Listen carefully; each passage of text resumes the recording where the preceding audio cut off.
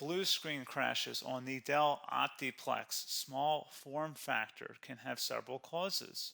This tutorial explains practical solutions to troubleshoot Windows errors and restore stable performance.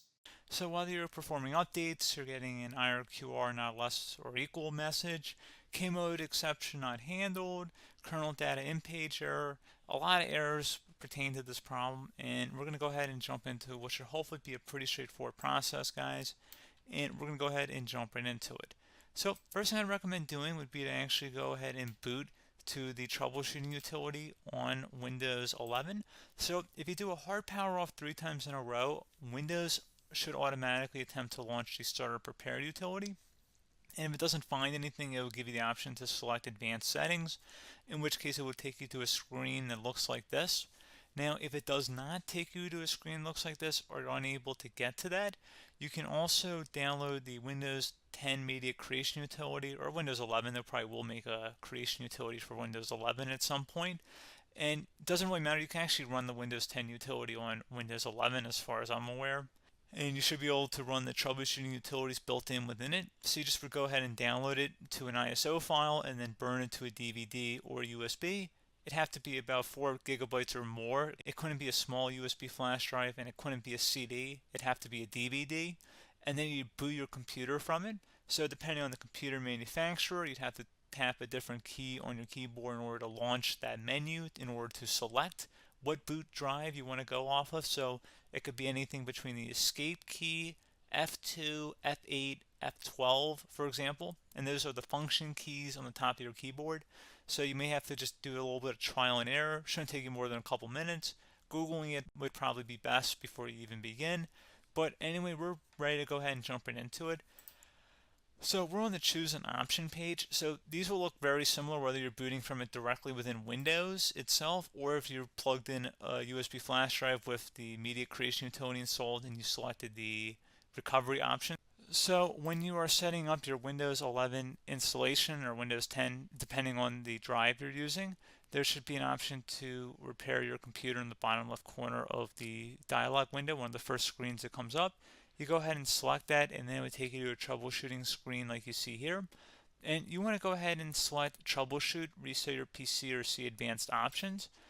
And then there are going to be a whole bunch of options in here that we're going to explore in today's video.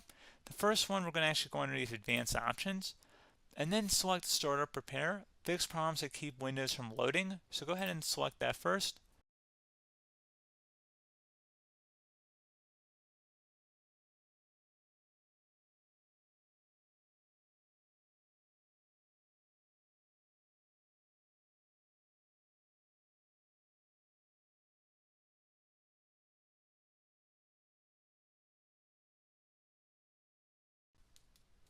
Okay, so you can see it could not repair our PC. That was our first option we could try. Something else, if we go back into advanced options here and then select troubleshoot, we're going to go underneath advanced options again. You can go ahead and actually access safe mode by selecting startup settings.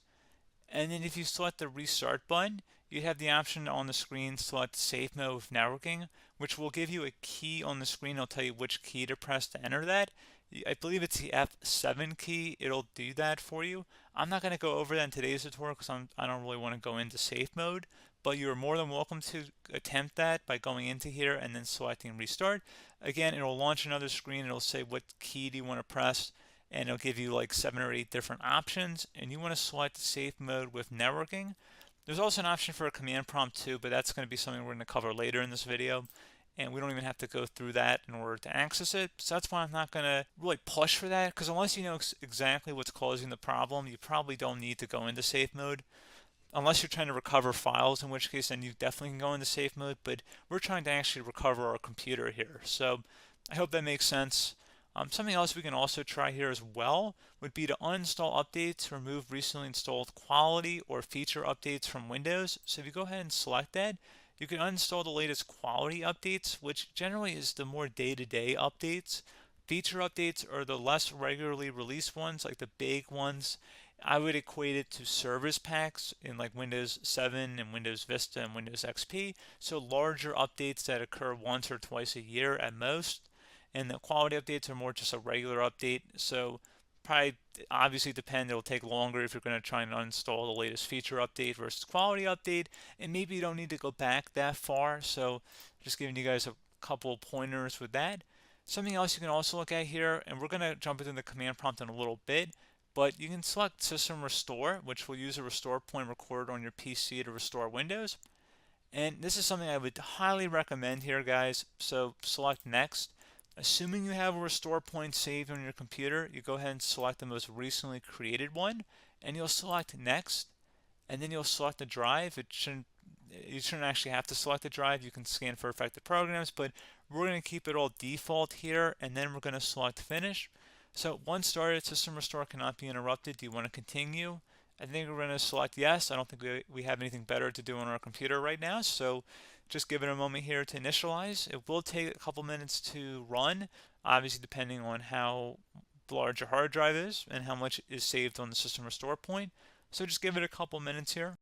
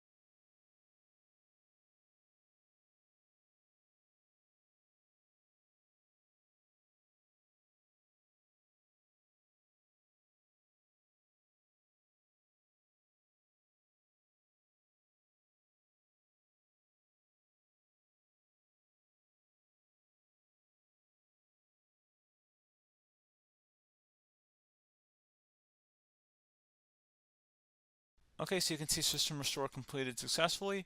The system has been restored. Your documents have not been affected. Click the Restart button to restart your computer. Go ahead and select Restart.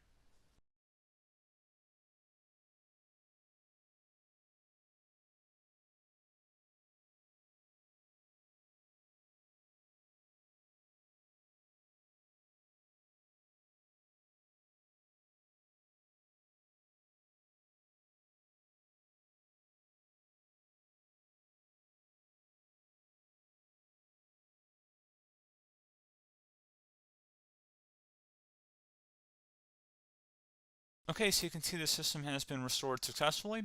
We're going to go over a couple different methods in addition to that if that did not work. So I'm just going to pause the video and we're going to start back on the recovery screen that we started with. Okay, so a couple other things we can try here too. If you go back into troubleshoot, you can select reset your PC, allow you choose to keep or remove your personal files and then reinstalls Windows. You can select to keep my files, which will remove apps and settings but keeps your personal files.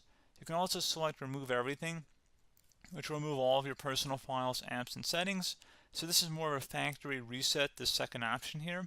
First option, it should not delete all of your personal files. However, it will pretty much clear most of your programs. And keep in mind, there's no guarantee that your information, number one, is even still available and easily recoverable on your computer to the point that you actually would be able to recover anything.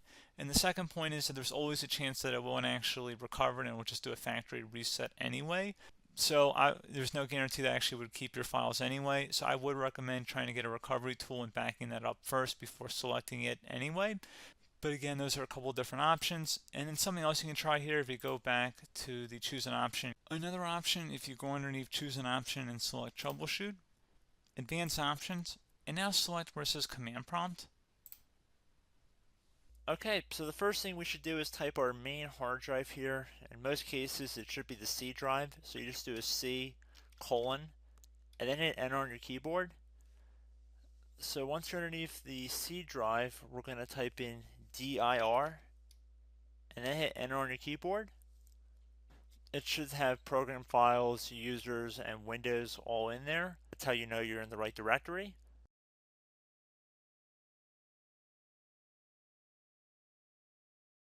In some cases, it might be the D drive as well, so just keep that in mind.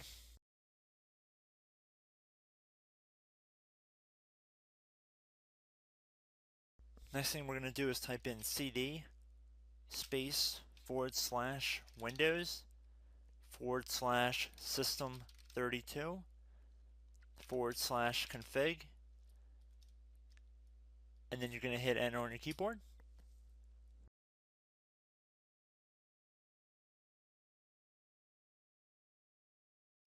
So now you're going to type md space backup. If you've seen other tutorials, it might also say to put down md backup. That's because the backup name is pretty common when you want to back something up. So you can name this whatever you want, doesn't have to be backup. So if you've already made a backup folder in the past, you could do backup 1, for example. So once you're done setting the name you want the backup to be called, hit enter on your keyboard again.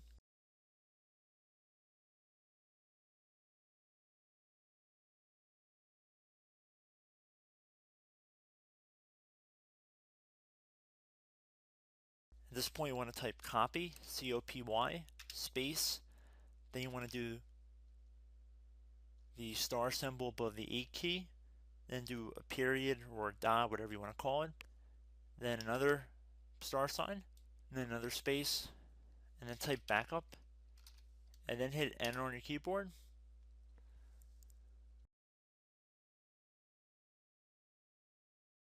Now you want to type cd reg back, REGBACK, and then hit enter on your keyboard. So now that we are under the reg back, so now you want to type dir again, and then hit enter.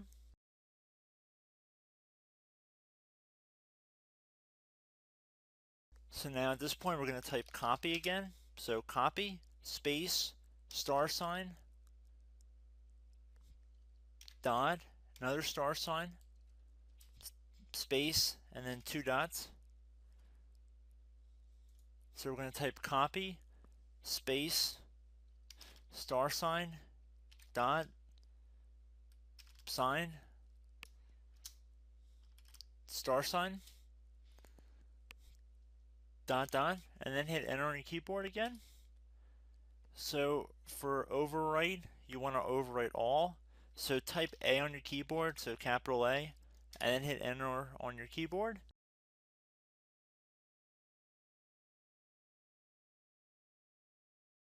So at this point you should be good to go. You can close out of the command prompt window, and if you accidentally continue to Windows 10 you should be all set. So I hope one of these 3 or 4 different methods we went through in this tutorial helped you guys out. Again, I'm not sure if you guys heard me earlier, but try to go back into your safe mode if possible and uninstall any programs you know might be conflicting with the Windows startup if you can get into safe mode. So just keep that in mind. Something very simple like that could be blocking up everything. So again, I hope this tutorial helped you guys out, and I will catch you in the next tutorial. Goodbye.